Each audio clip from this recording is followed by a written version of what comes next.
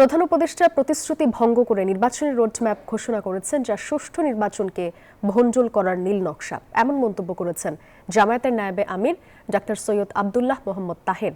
শুক্রবার সকালে কুমিল্লার কালীবাজার ইউনিয়নের নির্বাচনী দায়িত্বশীল সমাবেশে প্রধান অতিথির বক্তব্যে তিনি এই কথা বলেন। মোহাম্মদ তাহের বলেন, ফেব্রুয়ারিতে নির্বাচন নিয়ে জামায়াতের কোনো আপত্তি নেই।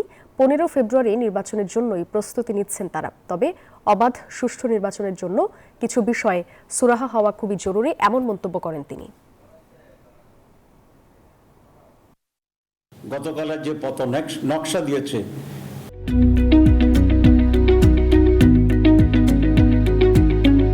আমরা মনে করি এটা নির্বাচন ভণ্ডুল করার জন্য একটি নীল নকশা। এটা আমরা হতে দেব না। আমরা এই নির্বাচন কমিশন সরকারকে বাধ্য করব যে চার্টার